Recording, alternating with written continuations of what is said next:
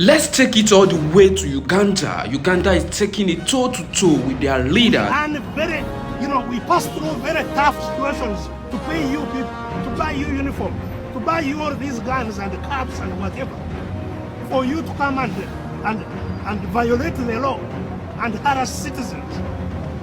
As I'm talking, their senators are already hiding. Even Museveni, the president, came out to warn them that they are playing with fire, but that didn't stop them. You receive over 400 million shillings a week, you see.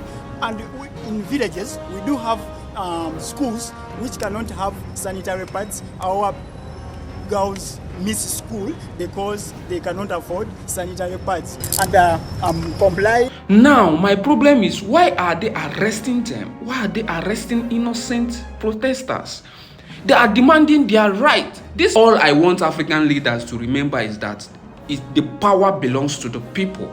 It is the people that made the constitution. And they have the right to demand their right. They have the right to demand what they want from them. And they must be listened to. Power belongs to the people. So I see no reason you are trying to stop them from exercising their civil right. Doctor, there is no clearance for this conference. Are you acting legally? Are you stopping a meeting in a hotel legally? This is what I'm asking you. You are a law enforcement officer. What is the law? Is there any law that stops people holding a meeting in a hotel? Do we need the written authority of the Inspector General of Police to hold the meeting here? There is no clearance for this Is conference. there a requirement under the law? There is no clearance for this Please conference. answer me. You are a police officer. You are a law enforcement officer. Answer me. Are you enforcing any law? Is there a law that stops me? Please. With due Are you respect, enforcing any law? let us understand one another, Doctor. Yes. Let us understand one another. I hear you. As of now, Tell me which law you are this enforcing. conference has Tell no me clearance. which law are you enforcing? The law you know, Doctor. I know the law. That's why I'm challenging So, you. yes, I'm telling you, this conference has not been cleared by the Inspector General of Police. We want the clearance. Under which law? Under which law should the Inspector General of Police clear a meeting in a hotel? Under which law? You cannot enforce your own law. There must be a law you are enforcing. Criminality, if it is perpetuated by people supposed to enforce the law, what kind of country can we be in? You cannot be around all these people that we pay our salaries, that we earn we pass through very tough situations to pay you people, to buy you uniform, to buy you all these guns and caps and whatever, for you to come and violate the law and harass citizens, law-abiding citizens.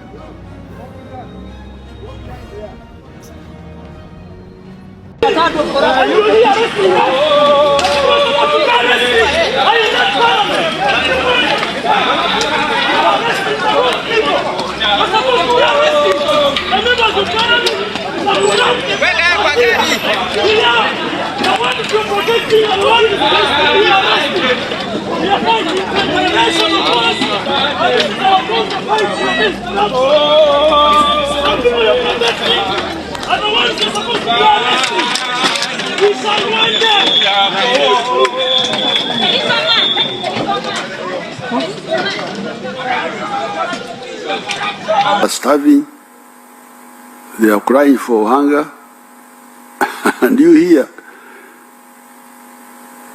you want to disturb us. You are playing with fire. Well, let's bring in Andrew Mwenda. He's the managing director of The Independent, a news magazine based out of Uganda. He joins us now from Kampala. Andrew, when you hear that rhetoric from Museveni, warning protesters they're playing with fire, I know there's been no permits issued for these protests. How concerned are you about the government response today, especially given the deployment we've already seen on the streets?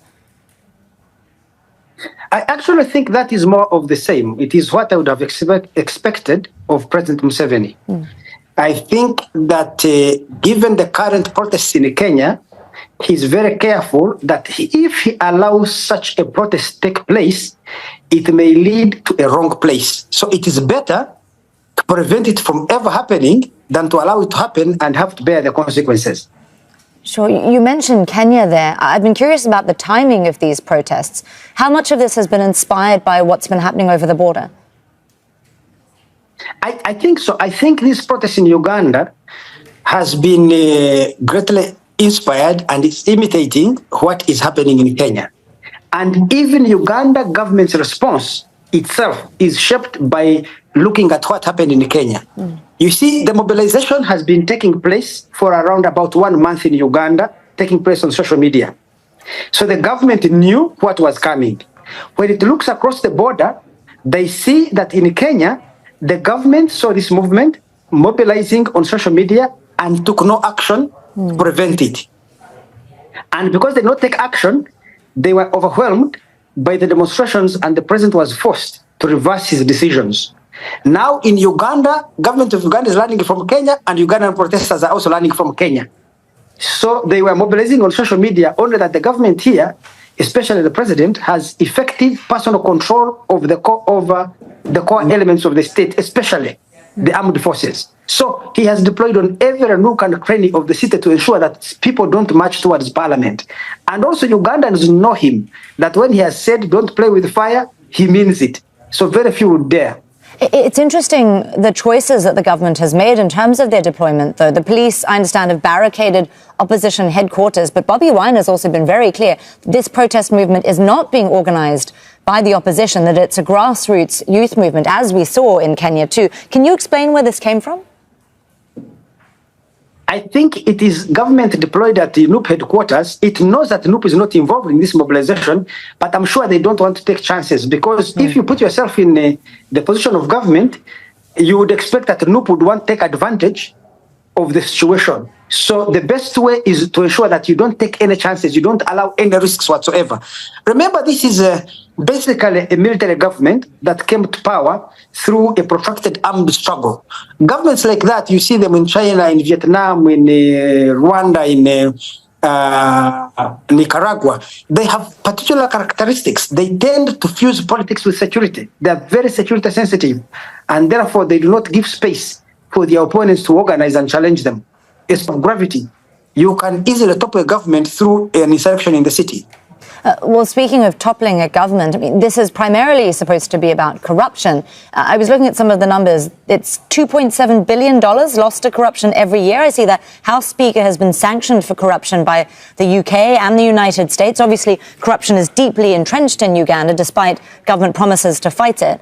We've been saying this is a youth movement. What does the youth want done differently? Well, I think that the capacity of the government of Uganda to deliver public goods and services effectively and efficiently has been greatly compromised by gross corruption and incompetence. And people in Uganda, especially in Kampala, are frustrated. The roads are full of potholes, the drainages are blocked. Even the contracts where people are constructing roads have ground to a halt. So the city is in a mess. When Ugandan youth get angry about the incapacity of government to deliver goods and services, public goods and services, you can understand where they're coming from.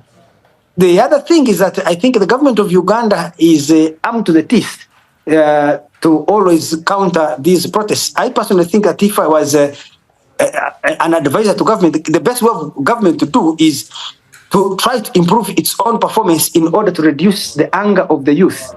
But instead, I see government arming itself to the teeth to fight. The money they're spending on the army and the police to contain riots can actually be spent on improving the quality of life in Kampala. So I get the sense that they are shooting themselves in the foot.